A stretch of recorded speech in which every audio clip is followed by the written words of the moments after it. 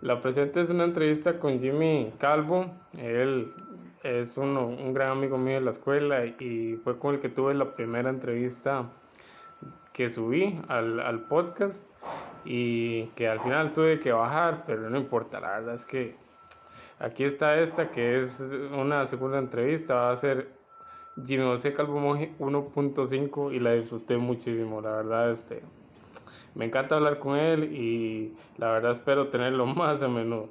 Nada que decir, hablamos de un poquito de lo que él sabe, de matemáticas, inteligencia artificial, un poco de literatura rusa, hablamos hasta de software y un montón de cosillas así.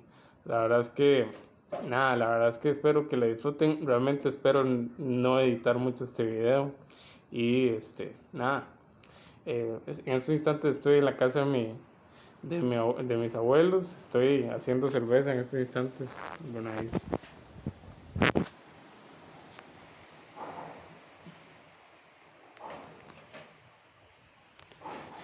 esta es una cerveza que se llama eh, el Pinzón Cafetalero. Ya es la tercera tanda que hago en el día. Estoy desde las 7 de la mañana haciendo cerveza y la verdad es que me encanta.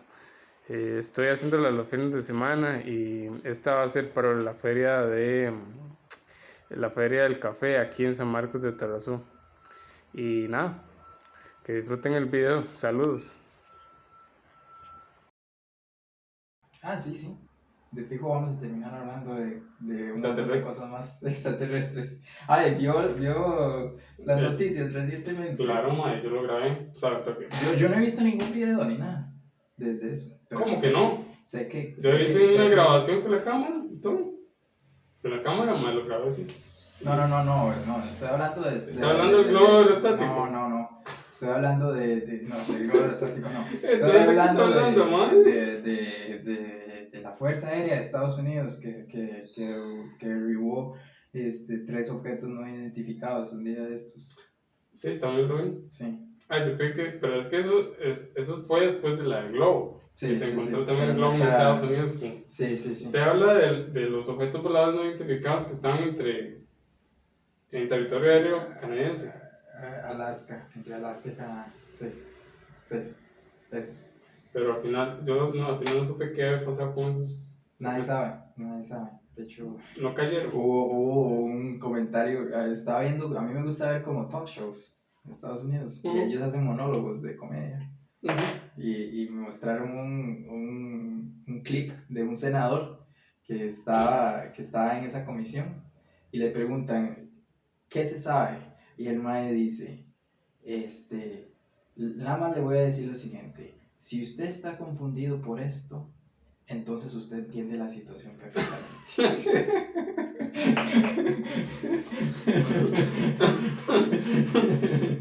Sí, eso dijo. Básicamente nadie sabe nada de mi ficha. No. Sí, pero haga una introducción. Hola amigos. El día de hoy tenemos a Jimmy José Calvo Monje 1.2, 1.5, Versión 2. versión 1.2. Bueno, a Jimmy lo había entrevistado hace ya cuánto, pues fue como No, la primera vez que usted subió algo. Jimmy fue el primer entrevistado, pero tuvimos que quitarle la entrevista. ¿Por qué fue que la quitamos? No había video. No tenía video, fue por problemas técnicos, solo grabamos el audio.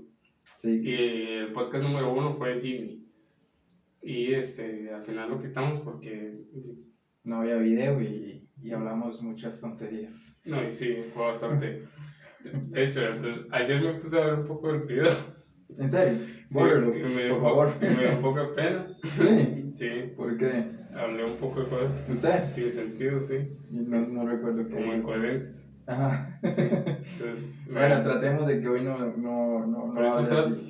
trato de no ver los videos que Yo me equivoqué en ese video, dije una referencia de un señor, dije un nombre que no era. O sea, le cambié el primer Y nombre. por eso me pidió que me quitara. Sí, porque dije Gustavo, no, dije Charles. Estaba hablando de Charles Flaubert y era Gustave Flaubert.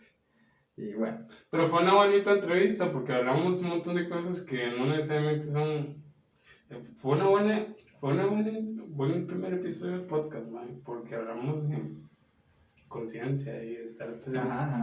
Hablamos bastantes cosillas interesantes, hablamos de... Sí, hoy podríamos hablar de eso. ¿Sabe? Algo que me gustó mucho del podcast pasado es que hablamos sobre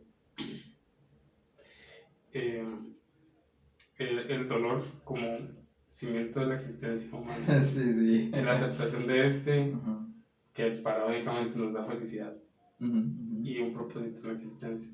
Que es mejor tratar de tener una vida, no necesariamente luchar contra el dolor, sino más bien aceptar que este es el cimiento de la existencia. Eso da mucha paz. ¿Usted lo ve con toda la gente que está en su podcast? De no ser menos miserable. No, ser menos miserable en vez de ser feliz. Eso es... Sí, pero toda la gente que que usted ha invitado a su podcast son gente que han aceptado, o que han decidido irse por un camino que involucra cierta cuota de dolor, ¿verdad? Porque obviamente, o sea, se necesita un poco de dolor para ser feliz o estar realizado. Sin dolor no se puede, ¿verdad? Tiene que haber algún sacrificio, siempre. Pero algo de lo que hemos hablado fue que el dolor la felicidad es algo temporal y que es algo que sale así como esporádicamente y aceptarlo y sentirlo y disfrutarlo en el momento que aparezca, pero entender que esa se va a acabar tarde o temprano. Y no es la norma. Y que el cimiento y la norma, la existencia es el sufrimiento, el dolor. Sí. Yo le había hablado a usted de Arthur Schopenhauer. Sí, que es uno de mis filósofos favoritos. A mí me gusta mucho la filosofía. A usted sí, al parecer sí. A mí me gusta mucho la filosofía. Soy como un amateur. Porque la filosofía es una rama, ¿verdad? O sea, es una, no voy a decir una ciencia, pero, porque no es una ciencia, pero es una rama del saber. O sea, usted puede sacar un doctorado en filosofía y hay todo un estudio muy académico y estructurado de filosofía. Pero también usted la puede usar para usted mismo, ¿verdad? Porque hay muchos filósofos que dicen cosas muy buenas y que uno puede agarrar como lema para su vida. Como interpretarlo, internalizarlo en el contexto propio. Sí, y la mayoría de gente hace eso, de todas formas. Sí, ese es el cimiento. Al final, la filosofía, como cualquier construcción social, es el resultado de muchas cosas aprendidas. Usted las conecta a su propia forma y de ahí saca aprendizajes y saca algo original, que al final de cuentas es el arte. Todo el mundo tiene su propia filosofía de vida. Claro. ¿Verdad? Hay alguna gente que tiene una filosofía que es tal vez un poco más caótica. O más extrema. Hay gente muy polarizante que tiene filosofías de vida bastante radicales. Sí, también. Lo cual es, a mi parecer, no tan bueno. Más en la política. O sea, más gente que está polarizada por la política. O la gente que está como muy metida, digamos, si usted quiere ser popular en las redes sociales, lo mejor es que usted sea polarizado completamente. O sea, o muy allá o muy acá. Porque eso al final de cuentas llama mucho la atención.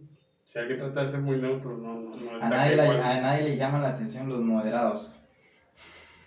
Los de centro. Los del centro. Los del centro son aburridos. Solo Liberación Nacional trata de ser del centro. Eso a mí me parece muy, muy peligroso. Porque ahora o sea, estamos en un nivel de polarización tan grande que usted no puede tener una conversación.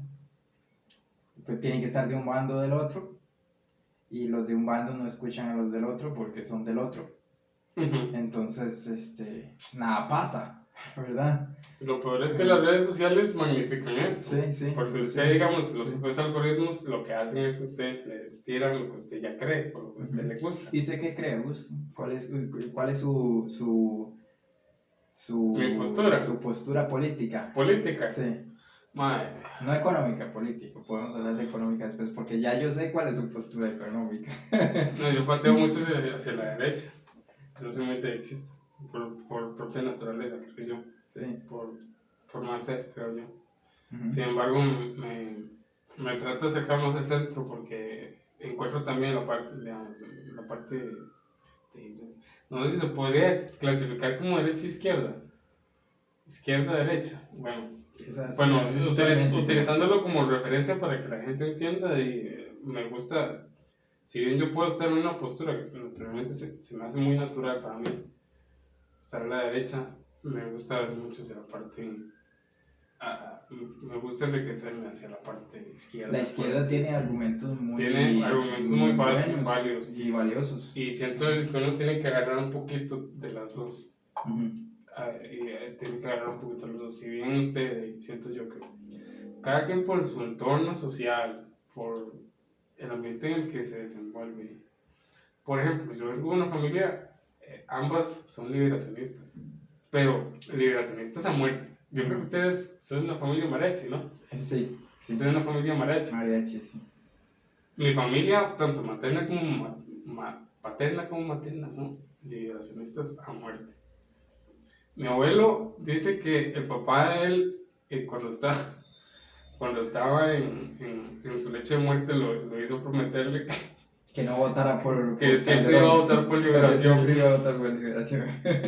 A ese nivel de liberacionismo.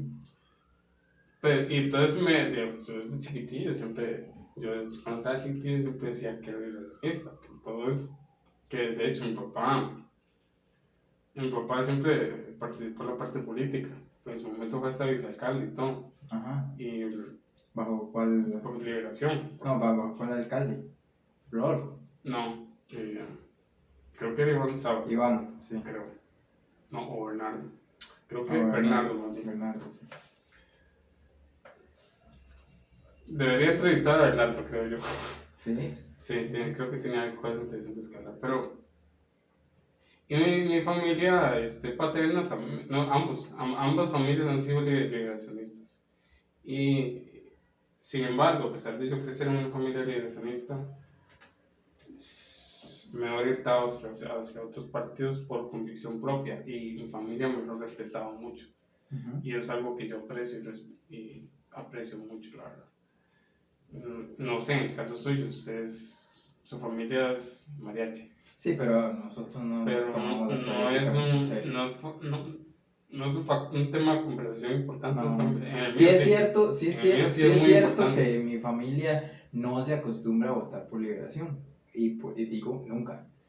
Mami nunca votó por liberación, jamás. Pero eso es como una tradición que tiene ella. Ella votó por Rodrigo Chávez, por ejemplo, versus Figueres, que jamás iba a votar por Figueres. Pero eso no es tema.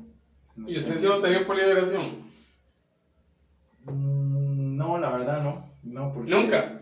No he votado por liberación nunca. Yo veo liberación. Es que, ¿quién es liberación? O sea, ¿qué pueden dar? ¿Qué pueden dar nuevo, refrescante? Es que usted se pone a ver liberaciones y son la misma gente. ¿Sí? Es la misma gente, señores bastante mayores, que me encantaría entrevistar. Es que, ¿qué pueden dar? Ellos pueden hacer el argumento de que tienen experiencia, ¿verdad? Pero la es experiencia en la administración. Pero estamos hablando de que ellos son gente que tiene, Pero también ellos son causa del problema. Ellos están estancados en los años 80, mae. Por ejemplo, sí. Lo voy a poner así, mae. Sí, tiene razón. Mi abuelo, hoy en día, todavía maneja técnicas de productividad. Mi abuelo tiene casi 90 años y él todavía se encarga de mantener la finca de producción de café.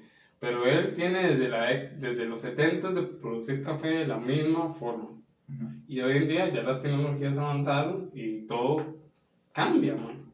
Uh-huh. Todo evoluciona. Ya no se usan los mismos productos, ya no se chapea, ya no se hierbiza de la misma forma, ya no se abona de la misma forma, ya no se coge de la misma forma. Él tiene todo bien estructurado desde los años 70 y se ha mantenido ahí. Entonces, claro, el nivel de productividad de una finca con técnicas de hace 50 años no es la misma que la que ahora se produce con las técnicas y tecnologías actuales. Eso sí le está pasando a Liberación Nacional, creo yo, man.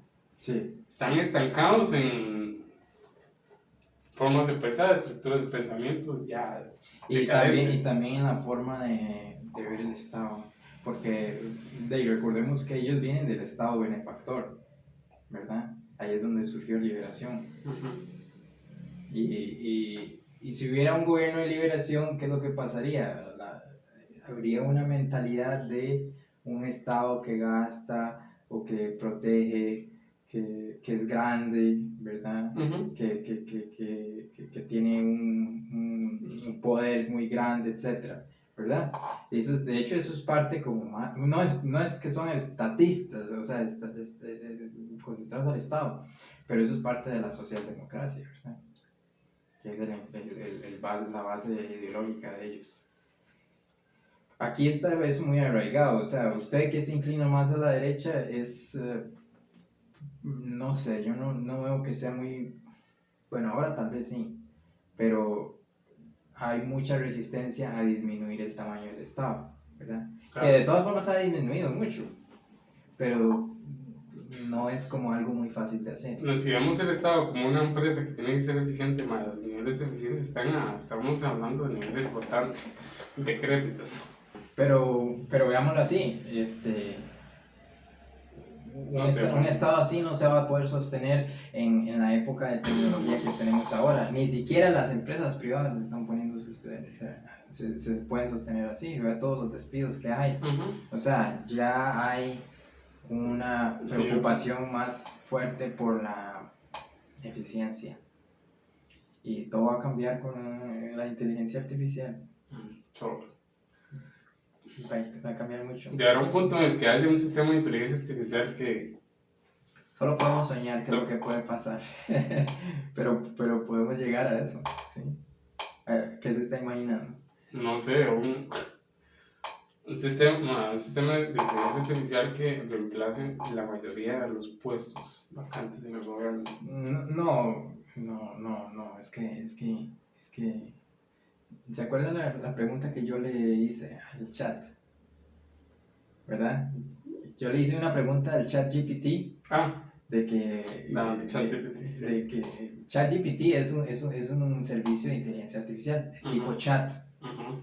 Eso se llama un modelo de procesamiento de lenguaje natural, Natural Language Processing. Es toda una rama de la ciencia de la computación y de la matemática y de la lingüística que trata de ver un lenguaje, cómo se puede estudiar como matemáticamente, cómo se puede modelar un lenguaje, donde cada palabra es una entidad y hay palabras que están más conectadas con otras y así, y hay toda una base de datos de palabras y el objeto, que es el modelo de inteligencia artificial, aprende eso está entrenado con, ahorita podemos hablar más enfoque que es en la inteligencia artificial, pero está entrenado con el idioma que nosotros, o sea, con todas las frases que están en la internet, por ejemplo. Entonces aprende de lo que ya nosotros hemos hablado y ese ChatGPT es muy bueno para dar respuestas como si fuera un humano. Porque usted le pregunta cosas a esa inteligencia artificial y es muy elocuente y ha sido entrenado lo suficientemente bien como para poder responder como si fuera una persona. Pero no es una persona y nadie lo maneja. Eso es algo que es una inteligencia artificial, ¿verdad? Él se maneja solo y aprende solo, ¿verdad? No es un sustituto de un montón de cosas, todavía no es una etapa, eso lo habíamos hablado en el podcast anterior, no estamos en una etapa de inteligencia artificial en la que nos tenemos que preocupar de que la inteligencia artificial nos va a suplantar, ¿verdad? Todavía no. Pero estamos en una etapa muy temprana, ¿verdad? Y también tiene muchas limitaciones. Todavía nuestro cerebro es muchísimo más poderoso que la inteligencia artificial actual. Hay un montón de cosas que no se han podido replicar, ¿verdad? Pero llegará al punto en el que sí. Puede ser, probablemente. ¿Y qué tan próximo está? No sé la verdad, pero está más próximo de lo que de lo que podríamos pensar. Yo estoy orientado trabajando con inteligencia artificial. Sí, es un campo muy bonito para combinar matemática con programación y también otras técnicas como de poner algo en producción o algo así. Porque una inteligencia artificial, o sea, todo inició. Primero quitamos lo artificial, ¿qué es inteligencia? ¿Cómo definiría usted una inteligencia? ¿O cómo diría usted que algo es inteligente? Bueno, yo encuentro que algo es inteligencia porque observa un contexto, toma puntos, los conecta de acuerdo al contexto. Ajá. Y soluciona problemas. Sí, exacto. Ajá. Eso es, una inteligencia es algo que es capaz de tomar decisiones. Basado en aprendizaje previo, ¿verdad? Entonces, de la forma que nosotros aprendemos durante muchos años, se ha teorizado sobre cómo es que el humano aprende, y todo eso se traduce en modelos matemáticos. Por ejemplo, inteligencia artificial desde el punto de vista matemático, veámoslo así, nosotros en el cerebro tenemos guardadas cosas que sabemos desde antes. Sí. Sabemos que es un árbol, hemos visto un árbol y así. Cuando un nuevo árbol llega a nuestra vista, hacemos un proceso y buscamos en nuestra base de datos en el cerebro árboles que ya hemos visto. Ajá, y vemos que eso está, ese nuevo árbol que llega a nosotros está más cerca o es más parecido a los árboles que hemos visto antes que a una manzana, ¿verdad? Entonces decimos, esto es un árbol, ¿ya? Eso es lo mismo que pasa,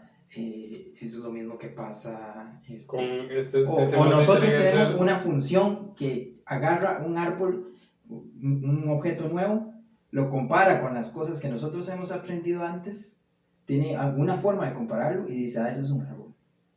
Sí.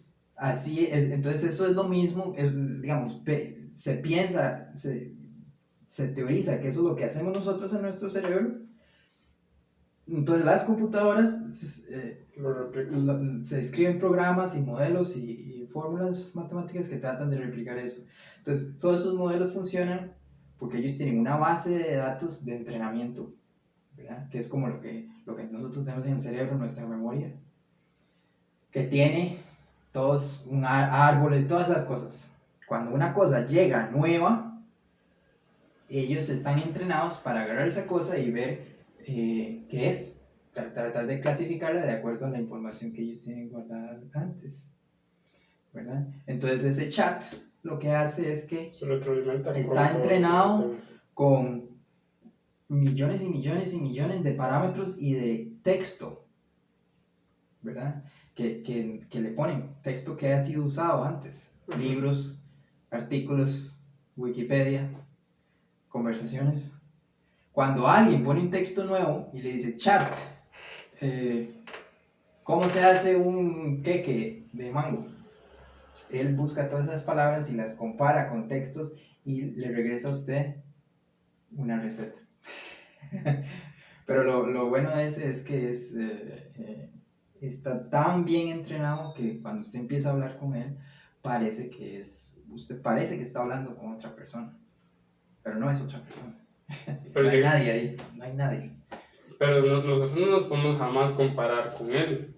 No, él tiene capacidad y acceso a información que jamás nosotros en toda la vida jamás en toda la vida lleguemos a tener contacto con tantísimo. Es como una persona que lo sabe todo.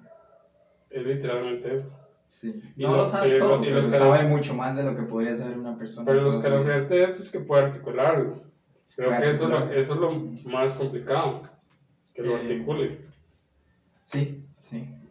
¿Cómo complicado o peligroso? Lo más que puede asustar, aunque me asusta un poco más. Sí. Ahorita él no tiene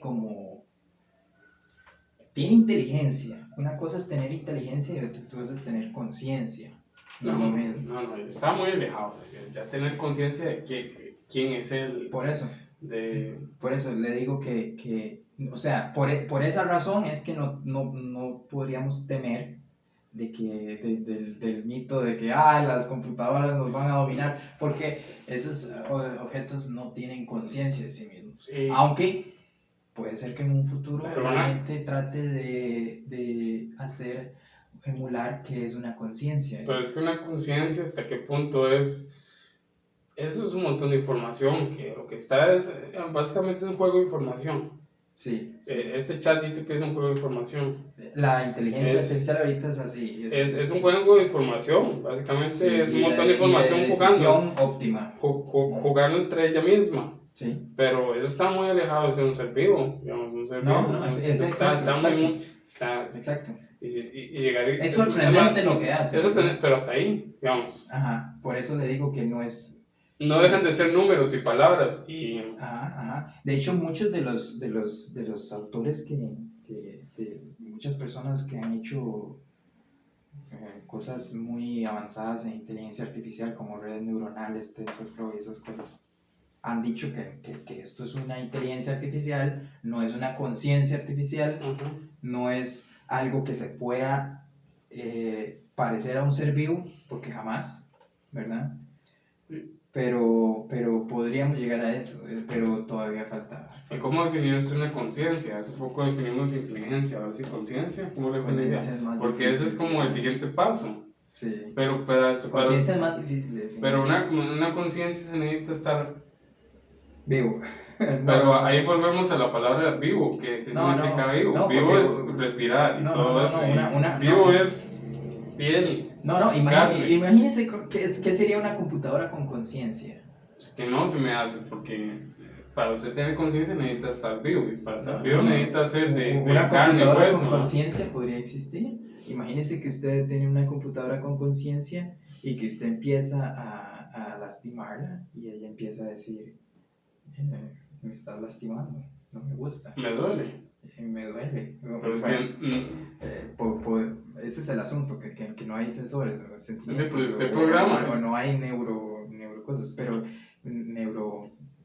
esquema neurológico. Pero nosotros agarramos, me duele que me toques el teclado. No. Ay, me gusta que así presiona Enter. Más suave.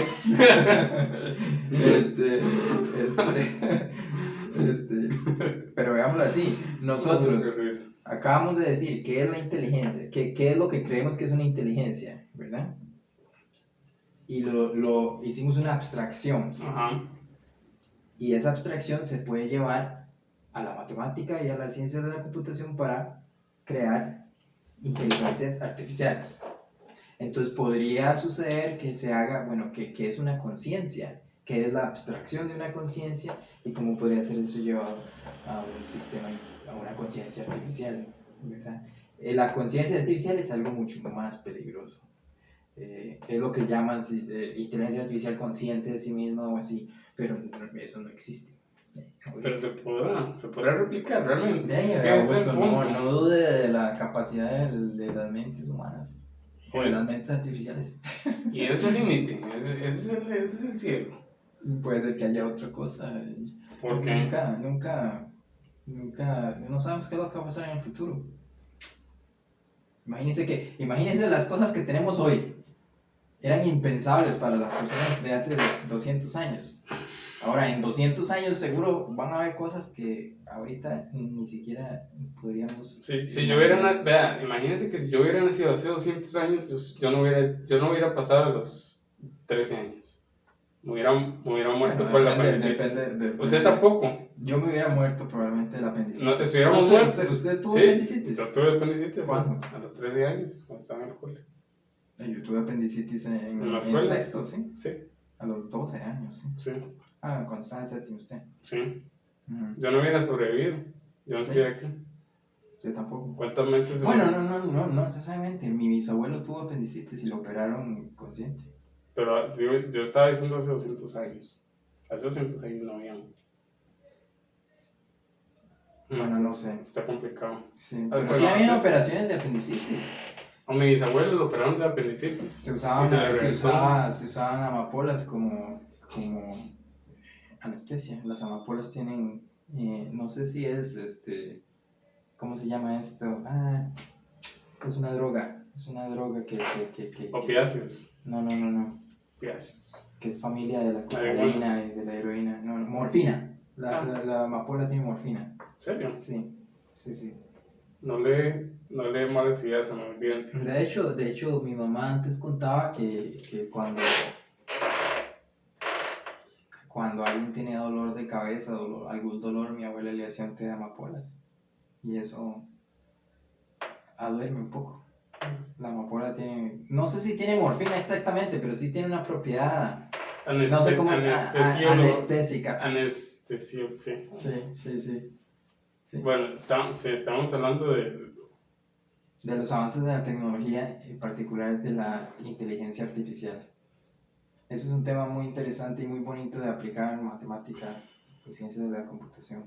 ¿Usted se ve de verdad en el futuro trabajando en la parte de inteligencia artificial? Yo he estudiado eso en la universidad, he llevado algunos cursos de eso, 3, y se necesita mucha mate. Bueno, no muy difícil, mate universitaria básica, álgebra lineal y optimización estadística. Y ahorita en el trabajo hago algunas cosillas de eso, pero son muy básicas. ¿En Costa Rica se trabaja eso? Sí, claro, para más que todo para transnacionales, ¿verdad? Uh-huh. Tiene muchas aplicaciones, precisamente, y eso es muy bueno para la humanidad, porque hay muchas aplicaciones en la industria médica para reconocer tumores, por ejemplo, porque uno puede, la idea es que una inteligencia artificial, como la entendemos ahorita, es una máquina que ha sido entrenada con datos de verdad. Imagínese usted un bebé que cómo aprende a hablar, escucha palabras y todas esas palabras le quedan en la memoria y le queda la palabra y le queda qué significa, qué es y todo eso, ¿verdad? Uh-huh. Es lo mismo con una de estas cosas, tiene todo un entrenamiento atrás y con ese entrenamiento construye una función, un método para clasificar cosas. Entonces, si usted le pasa a un... Y hay muchos algoritmos para hacer eso, pero si le pasa para un algoritmo de esos y le manda un montón de imágenes de radiografías de mamas, por ejemplo, y le manda un montón de imágenes y le manda, esta tiene cáncer, esta no, esta sí, esta no, esta sí, esta no, y así. Él empieza a agarrar todo eso, empieza a aprender y empieza a formular una decisión que después va a ser muy bueno en la decisión. Claro. Y es como entrenar a una persona. Puede tener hasta más probabilidades de éxito que una persona. Sí, va a ser muy bueno. Entonces, y eso es muy bien porque entonces usted le hacen una mamografía. No sé si eso se aplica aquí, pero le pueden hacer una mamografía y pueden determinar la probabilidad de que tenga cáncer. Con eso. No podría ser un doctor viéndolo o podría ser la máquina. Que la máquina puede ser inclusive. O podría ser un doctor respaldándose en la máquina. Sí, también. Probablemente eso es lo que pase. El doctor puede tener una opinión, la máquina tiene otra, entonces ahí. Puede haber. Sí. O puede ser que la tengan la misma. Pero eso es una ayuda muy buena, muy, o sea, eso es uno de los avances más... Se puede aplicar en cuanto se pueda. Sí. Hasta, bueno, lo que entiendo ahora, la inteligencia artificial puede hasta programar y le está ayudando muchísimo a los programadores. Sí. Simplifica mucho el proceso. Sí, bueno, a veces se equivoca. pero para eso son programadores humanos que tienen que saber programar y detectar un error ahí. Sí. Pero por lo menos la estructura y las líneas de código la hace una inteligencia artificial y ellos nada más casi que se vuelven revisadores de líneas de código. ¿Usted ha visto las que se pueden hacer casos hasta completamente cosas? La generadora de imágenes, inteligencia artificial. Uh-huh. Sí, claro. Que usted le dice, quiero una pintura de un perro comiéndose una sandía debajo de un árbol de aguacates. Hay varias páginas que se mete y le sale la pintura del perro comiéndose una sandía debajo de un árbol de aguacates. Bueno, yo me he metido en varias páginas medias chafas, en donde de verdad le salen imágenes bastante chafas, pero hay unas muy buenas. Sí. Y hay unas que usted le puede decir, quiero esa pintura de ese perro, o de lo que sea que usted quiera que sea la pintura, pero en el estilo de Picasso, o en el estilo o se toma varias fotos usted, y entonces usted pide que hágame un cuadro de mío, con el estilo de Picasso. Sí. Entonces sale usted con el estilo de Picasso. Eso sí es bueno. Ese está interesante. Sí. Pero digamos, es lo mismo, es básicamente esa inteligencia artificial tomando montones de cuadros de autores de verdad, pintores de verdad, de pintores de verdad, y con eso hace algo nuevo. Sí. Entonces ahí está la disyuntiva de quién realmente es el crédito. De todos los pintores anteriores o de esta inteligencia artificial que... No sé. Pero es que si usted se puede analizar, todos los pintores hacen eso. Sí, empiezan inspirándose en estilos de otros pintores. Usualmente se comienzan replicándolos, y después con el tiempo terminan creando algo hace nuevo. Un cambio y ya es algo nuevo. Con un cambio que hagan ya es algo nuevo. Es una creación nueva. Sí. Súmale el contexto de la persona, que es diferente al artista que copió. Entonces tiene diferentes traumas, tiene diferentes... Y ese es el asunto. ¿Puede la inteligencia artificial proponer una nueva técnica de arte? Porque eso es lo que hizo Picasso, ¿verdad? O un montón de gente, Magritte, Monet, Manet. Yo siento que usted empieza a articular cosas alejadas de la pintura, digamos, cosas de contextos diferentes, sí. Cosas, se empieza a meter más... La creatividad es otra cosa. Es que la creatividad... Que no se puede reemplazar, o porque todavía no ha sido reemplazada. Es que mucho de la creatividad es tomar puntos tomar puntos y conectarlos. No creatividad, la vanguardia quizá, o proponer nuevas cosas, la innovación, sí. Es que eso todavía es algo muy humano. Eso todavía muy humano. Sí. El asunto es que no tenemos que preocuparnos de que las computadoras nos dominen, todavía no. No, yo no, eso no me da miedo realmente. No.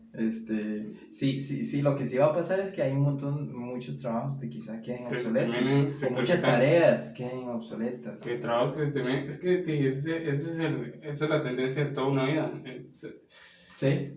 La existencia tiene que ir simplificando. Pero conforme se simplifica salen nuevas cosas. Entonces, salen cosas que ya no sirven, de un montón de trabajos que habían hace 100 años que ya nadie tiene sus trabajos. Obviamente, ya no hay tantas personas, ya no se necesitan tantas personas para mantener caballos, por ejemplo, o para, no sé, ¿qué más? Operadoras de teléfono que conectaban gente, que movían un cable a otro, que aló operadora, comuníqueme con tal número o así. De verdad, eso ya no se tiene que hacer. Entonces ahorita hay trabajos que en unos 50 años ya no van a estar, pero van a surgir nuevos, ¿verdad? Eso es lo bueno. Ahí es donde la ingeniería va a terminar siendo clave en todo eso. Sí. Usualmente de estos trabajadores, por ejemplo, ya no... Como las fábricas, ya no se van a necesitar personas que tengan que coger una puerta y ponerla a un carro. No, ya es manualmente, ya no se usa. En vez de eso se usan máquinas, ¿sí? pero ¿quién va a arreglar esas máquinas? Sí, solamente van a terminar siendo humanos ingenieros. Y usted sabe que eso fue parte de la respuesta que me dio el chat. El chat dijo. ¿Eso le dijo? Sí, me dijo la tecnología ha creado nuevos empleos antes y lo va a seguir haciendo. Sí, yo recuerdo esa respuesta. Sí. Bastante completa y bastante... Yo la sentí bastante predecible, no era nada sorprendente. Sí. A veces hay que entrenarlo.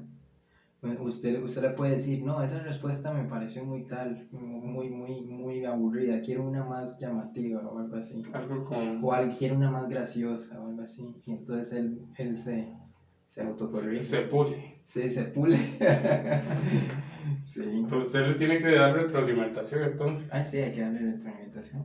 Como usted le daría a una persona. Pero usted vio cuánto el ChatGPT, no sé cuántos días necesitó para llegar como al 1.000.000 de usuarios activos. Muy poco. O no sé cuántos millones de usuarios activos. La brecha cada vez se va haciendo más corta. Sí. Digamos, entre las aplicaciones nuevas y esas tendencias que van. Sí. Para llegar como a los 100,000 usuarios activos. Sí, Pues fue muy rápido. Fue muy rápido. A diferencia de Facebook o YouTube. Yo todavía no me he esos metido tomaron años para...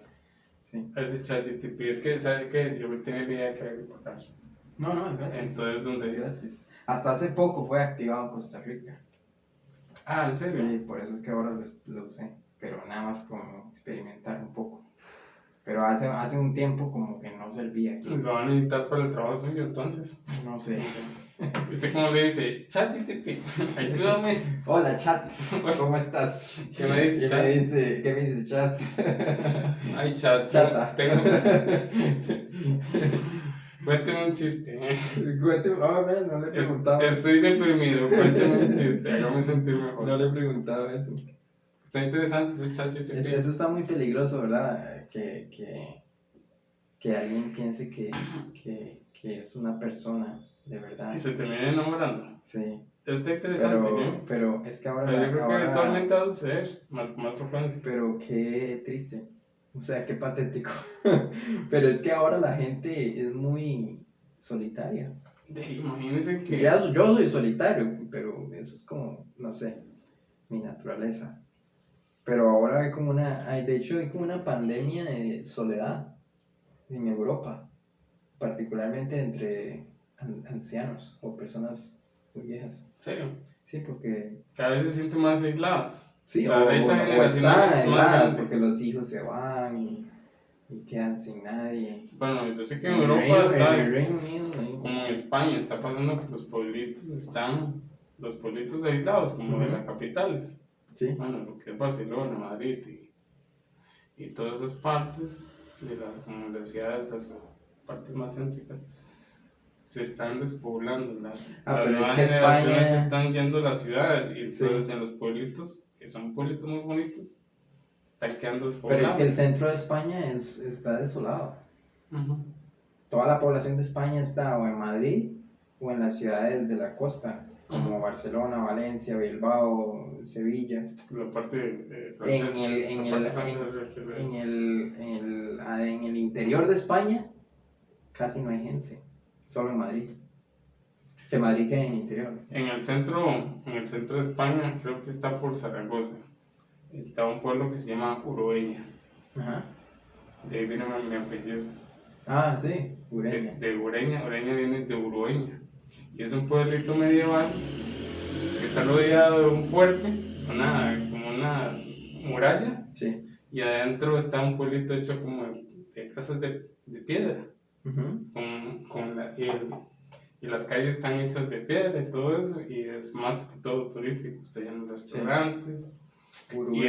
Urueña. Y está alrededor, ahora se lo pueden buscar, alrededor son puras llanuras, está casi desértico. Uh-huh. Y es súper interesante.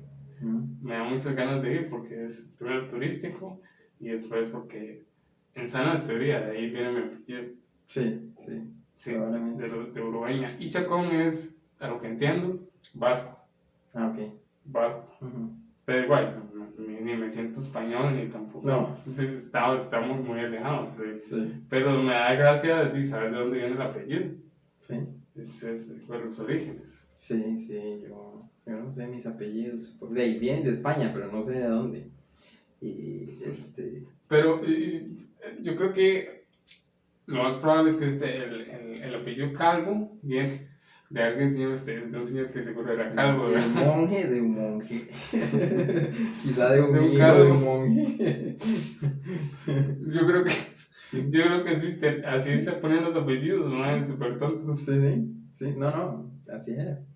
Herrera, Solís, del Sol. ¿Será? Sí, pero uno que sea así como Herrera de Herrero, ¿verdad? No se me viene a la cabeza, vamos a ver. Miranda, seguro una señora que se llamaba Miranda. No sé. Rojas, de algo con rojo. Está interesante eso de los apellidos. Pero blanco. Sí, Jimmy. No, el asunto es que antes de eso, ¿por qué fue que yo me metí para ahí? Estamos hablando de España y estamos hablando de una epidemia de soledad en Europa. Una epidemia de soledad, y todo esto viene por que pero esta epidemia de soledad no necesariamente solo las generaciones más mayores. Yo siento que ahora está más complicado conseguir pareja, creo yo. Sí, ahora yo veo que hay la gran mayoría de gente consigue pareja, por lo menos en las ciudades, con aplicaciones. Jimmy, dating apps. A mí, aplicaciones de Tinder y eso. ¿Usted alguna de las ha usado? No. Yo nunca he descargado esas aplicaciones. O sí, no sé. Y espero no tener que descargarlas, pero digamos, ¿cómo usted, digamos, si usted llega a tener una cita, se termina enamorando de la muchacha, se termina casando, terminan teniendo hijos, ¿cómo usted le va a explicar a sus hijos que usted terminó conociendo al amor de su vida por medio de una aplicación? A mí no me parece tan extraño o tan ¿No le parece raro, man? No. Es un método viable de conocer a alguien. Y mucha gente. ¿Es válido? Sí, mucha gente se ha casado con las personas que conocen en aplicaciones. En Tinder. Sí, y han tenido hijos. Sí. Ahora cuesta mucho más conocer gente naturalmente, ¿verdad? Inclusive más ahora con la pandemia y así. Uh-huh. La anterior pandemia. Yo sé que en Estados Unidos antes habían como grupos de citas rápidas. Singles. Entonces llegaba la gente y se iban a un restaurante y hacían como un round. Las mesas en círculo, entonces la gente tenía como un minuto para hablar con la otra persona y conocerse. Sí. Y sin ese minuto no había química, entonces pasaban. Ahora eso es muy difícil. Está más complicado, Jimmy. Hay toda una presión de cómo conocer a alguien y cómo formar esa relación. Presión que no existía antes porque habían matrimonios arreglados. pero antes la cosa era mucho más sencilla. Era nada más que esta es una muchacha, muy bien, me voy a casar con ella porque es una mujer y espero que sea fértil. Pero ahora hay porque necesito a alguien que me limpie la casa, alguien con quien tener hijos, que tenga mis hijos, para que y que estos hijos sean los que me trabajen en la finca, y así tener más riqueza, porque en ese entonces entre más hijos que tenía no solo era símbolo de fertilidad, sino que además tenía más mano de obra barata, porque suena feo, es así. Sí, pero ahora ese no es el objetivo. No, ahora la gente se cuida mucho tener hijos. Ahora el objetivo de tener una pareja es de tener alguien con quien ser feliz. Tener alguien a quien amar. Un complemento, ¿verdad? Y alguien que lo soporte. Eso es algo que en realidad no ha sido muy común en la historia, ¿verdad? Es un fenómeno muy moderno, ¿verdad? Aunque ha sucedido desde siempre casi, pero no ha sido... O al menos esa era la aspiración. Esa era la aspiración hasta... Siempre ha sido como esa aspiración, tener ese amor romántico. Uno dice que es un fenómeno moderno, pero eso ha sucedido. Tener ese amor romántico del cual hablábamos en la primera entrevista. Hay un canal de YouTube muy bueno que se llama The School of Life, de un filósofo que Alain Kohns, o no sé, se me olvidó el nombre. The School of Life, busco. Es uno que hace como videos con dibujos. Sí, lo he visto. Sí, he visto un par de videos, pero no sé si... Bueno, hay uno que dice que lo que dice es cómo el romanticismo arruinó el amor o arruinó la posibilidad de tener relaciones amorosas con alguien. Porque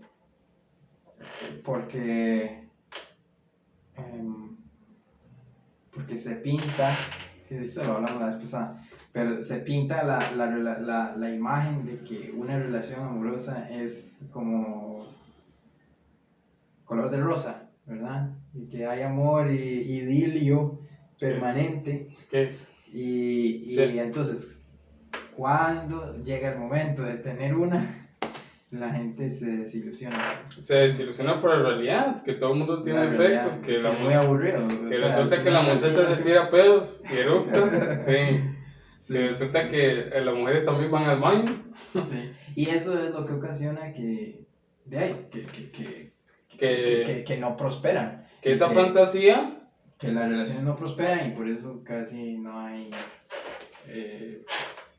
tierra fértil. Pues que el amor no es esto de San Valentín, que en la cara pasar San Valentín, de esto de las rosas. Eso es. ¿Ah? Hoy es 16, ¿verdad? Sí. Hoy es 16, Sí. antier. Ajá. No es esto de las rosas y los chocolates y los corazones. El amor es más al día a día, vivir con una persona, tratar de... Eso se llama consuetudinario. Aceptar sus defectos. Y celebrarlos, creo yo, hasta celebrarlos. Algo del día a día. Claro, si la persona es una tóxica o una persona que con problemas serios psicológicos y que no quiere atendérselos y no se hace responsable de sus traumas y trata de desahogar y aprovechándose de otra persona, hay que tener mucho cuidado, pero todo el mundo tiene sus problemas, todo el mundo, digamos, y no es lo mismo atravesar por la existencia solo que con alguien. Sí, bueno, yo no debería hablar del amor porque yo nunca, no, soy la persona que tiene menos experiencia en eso en la vida, por no decir ninguna. No, pero usted sí testigo. le gusta mucho este tema y usted ha leído bastante y a usted le llama mucho la atención la parte del amor romántico y eso está bien. Sí, no, más que todo por literatura. La literatura romántica es interesante. Sí. Es que muchos filósofos escriben cosas como académicas, ¿verdad? Y después cosas como prácticas, como manuales, cosas así. Algunos son solo cosas prácticas, ¿verdad? Entre la teoría y la práctica está bastante lejano. Sí. Hay bastante diferencia. Las prácticas es la que la gente usa más para eso, para guiar su vida. Para vivir su día a día. Sí. Porque eso es lo práctico, eso es lo que funciona. Sí. A largo plazo. Exacto. Y cada quien tiene sus técnicas que utiliza a largo plazo. Por ejemplo, yo le estaba hace rato enseñando mis técnicas de finanzas personales. Eso a mí me funciona a largo plazo. Sí. Porque yo tengo el hábito de registrar mis gastos. Pero la mayoría de la gente no. Le da pereza. Se compra un chocolate y le da pereza registrarlo. Sacar un minuto de su tiempo para registrarlo en un Excel. Yo no. Sí. Bueno, yo no lo hago inmediatamente después de que hago una transacción. Yo sí lo hago de una vez. A mí me llena de emoción. Yo lo hago como unas cuantas veces al mes, 2 veces al mes que digo, bueno, voy a ver en qué he gastado la plata, cuánto tengo, entonces actualizo el Excel que tengo de mis finanzas. Pero ¿se guardan los recibos o...? No, yo todo lo pago con tarjeta. Entonces a mí me llegan correos. Sí. Se saca el... no, me da pereza hacer eso, man. Ni nada más filtra los correos. Inclusive ni siquiera tiene que ser con correos porque me puedo meter a la app del BAC. Del BAC tiene un sistema de finanzas. ¿Usted no tiene la app en el teléfono? Ajá. Ahí usted puede ver Ahí le saca un gráfico de un círculo ahí. Sí, puede ver con las transacciones que hizo en el mes, en los meses anteriores. Sí. Pero yo las paso al Excel para tener más control. Y después hacer cuánto me gané, cuánto gasté, cuánto ahorré, cuántos fueron mis gastos básicos, mis gastos extra. O sea, como los caprichos, por decirlo así. ¿Se gasta mucho en caprichos, en gustos? Mis caprichos son comida. Eso es lo único de capricho que yo me doy, como decir, bueno, voy a ir al Subway, una cosa así. Bueno. O voy a ir a... Yo creí que... Subway es caro. Carísimo. ¿Sí? No. Eso es un capricho. Usted tiene que saber cómo comer en Subway. O sea, yo el lunes fui a comer Subway y me metieron todo el tanto por el... 4.700 me salió. Ay, no. El sándwich, un sándwich pequeño. Ah, no, yo estoy hablando de que un usted se pida uno de 30. Ah, no se está huevón. Porque yo me pido, eso me sale. 4.700 el sándwich pequeño con un fresco. Sí. Casi 5.000 pesos. Yo me pego uno de 30 con papas y dos galletas. Y eso me salen 8.000. Pero eso lo hago muy rara vez. Muy rara vez. Porque Subway sabe muy rico. Sí, me gusta mucho. A mí me encanta Subway. Sí. Pero eso es un capricho. Pero para usted comer bien en Subway, usted puede comer con 2.000 colones en Subway. Sí, hay unos combos. Vea, está el Subway del día. Sí, exacto. Y usted, sin promocionar Subway, usted come el sub del día, 2.000 colones. Sí. Y eso sí lo pide sin fresco. Solo el sándwich. Sí, claro. Es la única forma sostenible a largo plazo si usted quiere comer más en Subway.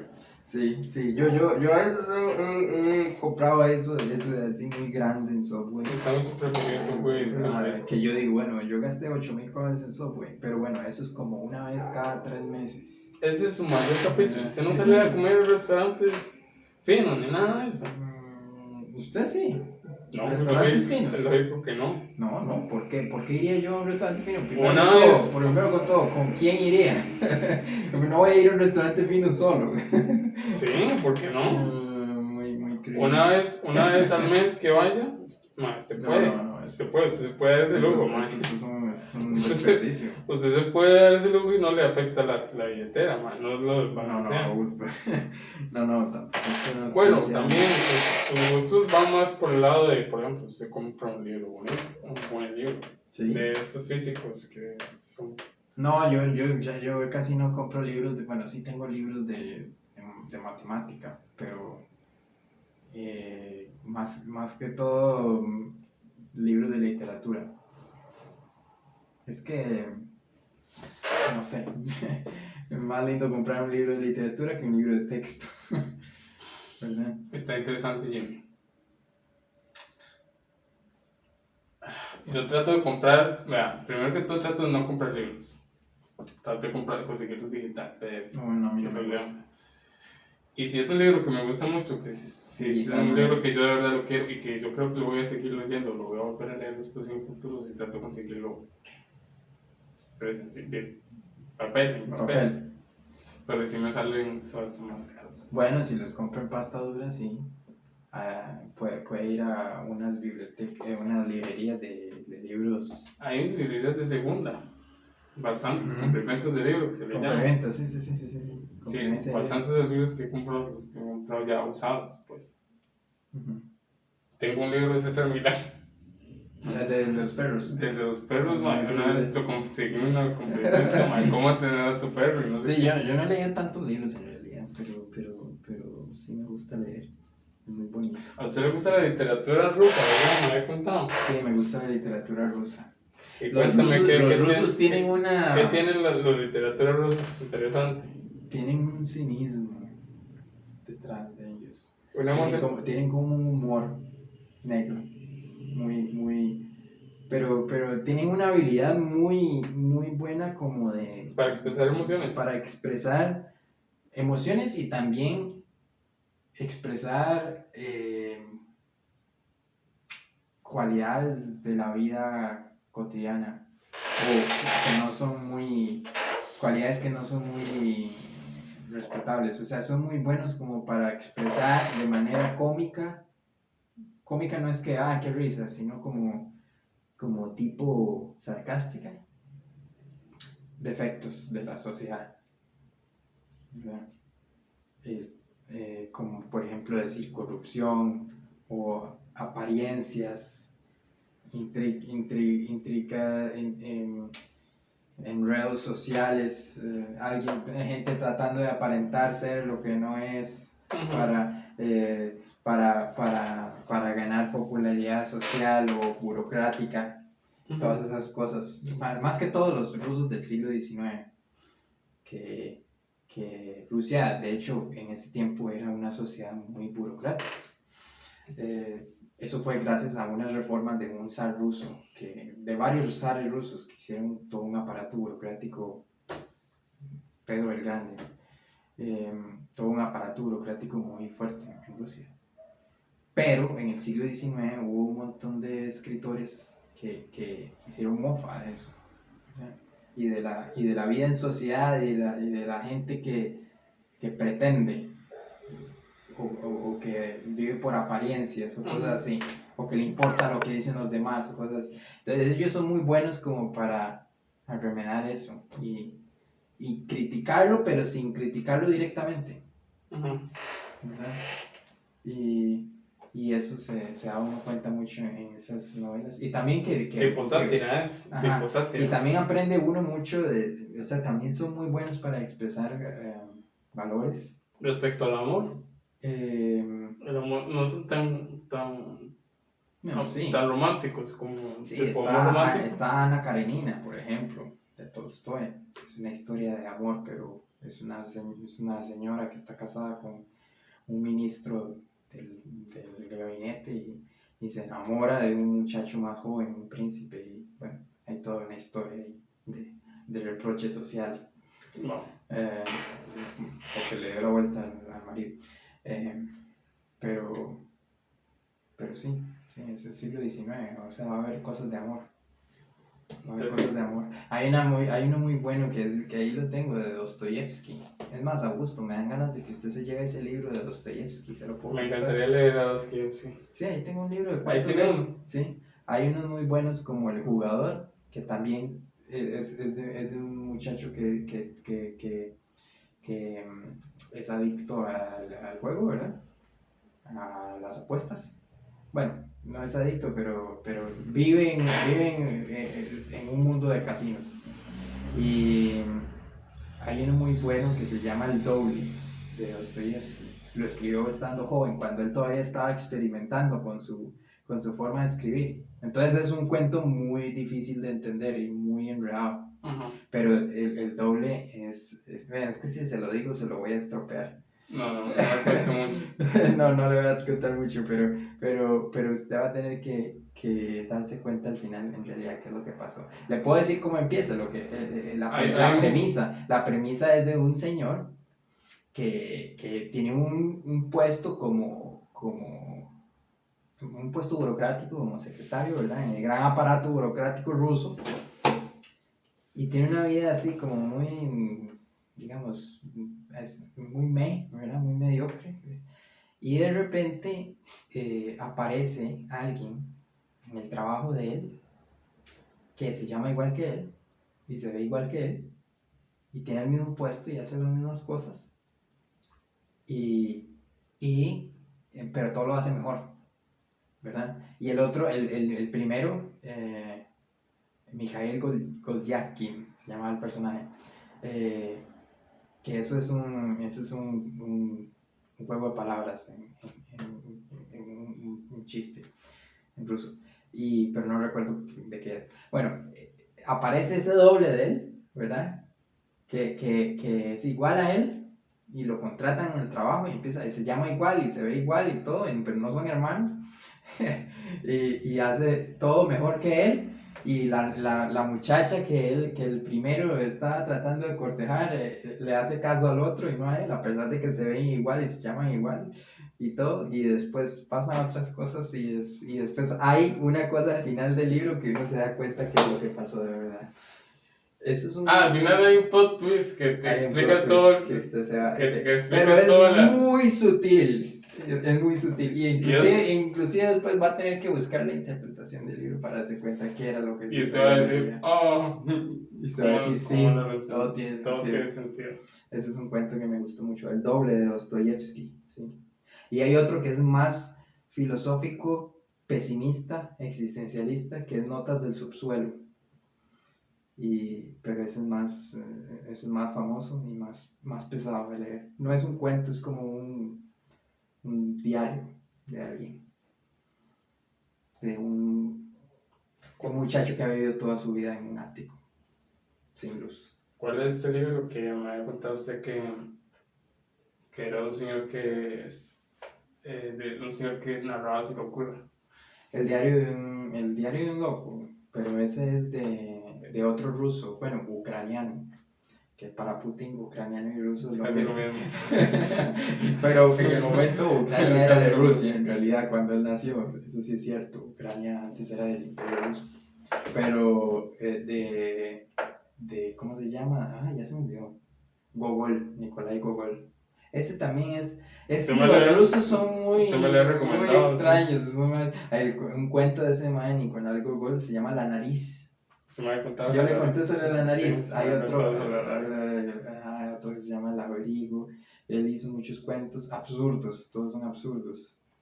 Y de ahí es donde ellos también es que ellos tienen cierto absurdismo, no sé cómo decirlo, cierto absurdo. Sí, también. Sí, eso me gusta mucho. Eso es interesante.